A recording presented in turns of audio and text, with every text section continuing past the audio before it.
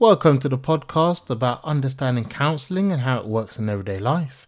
In this episode, we'll explore how boundaries operate inside a counselling relationship and why that structure helps people understand their patterns more clearly. By this point, we've looked at boundaries as they show up in daily life and in relationships.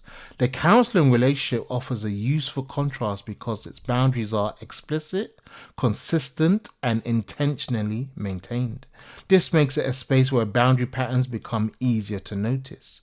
One of the first boundaries people encounter in counseling is time. Sessions begin and end when they are meant to. This predictability is not about efficiency, it provides emotional containment. Knowing that there is a clear beginning and end allows people to engage without needing to manage when or how the conversation stops. This links back to what we explored earlier around emotional regulation. When time is bounded, regulation does not have to work as hard to stay orientated. Attention can settle into the session rather than staying alert for interruption or overextension. Another important boundary is role. In counseling, the relationship has a specific purpose. The counselor's role is to support reflection and understanding. The client's role is to bring their experience. This clarity removes the need to negotiate closeness, reciprocity, or responsibility in the way everyday relationships often require.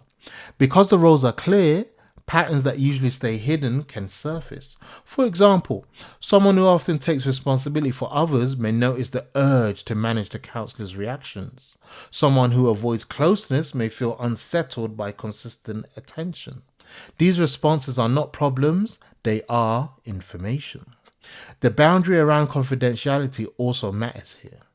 Knowing that what is said stays within the counseling space allows people to speak more freely. This safety does not come from reassurance, but from the reliability of the boundary itself.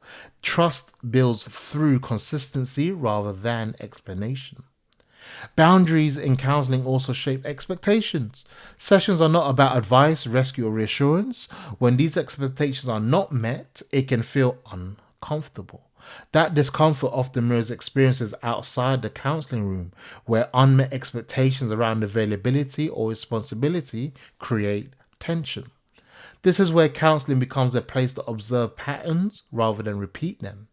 Because the boundaries are stable, reactions can be noticed without needing to act on them immediately. Instead of responding automatically, there is room to reflect. The counseling relationship also includes boundaries around contact outside sessions.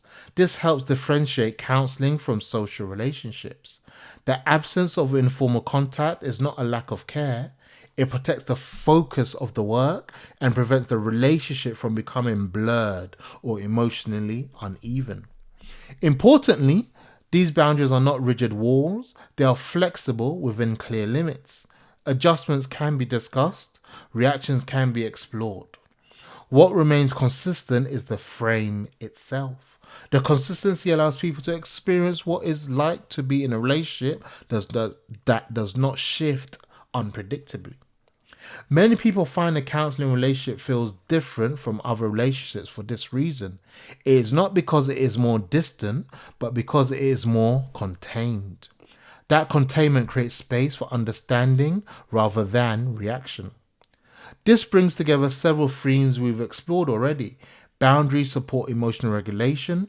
Clear boundaries reduce anxiety linked to uncertainty. Stable boundaries make relational patterns visible rather than hidden. Counseling uses boundaries not to control behavior, but to create a reliable environment where patterns can be understood and worked with. What happens inside a counseling relationship often reflects what happens outside it, but with more clarity and less urgency. In the next episode, we'll begin to draw these threads together by looking at what counseling offers as a whole and how understanding patterns like boundaries, regulation, anxiety, and attachment helps people engage with counseling more realistically. That's the scope of this episode. Each episode focuses on one specific theme, and this was it. We'll leave it there for now and move on in the next episode.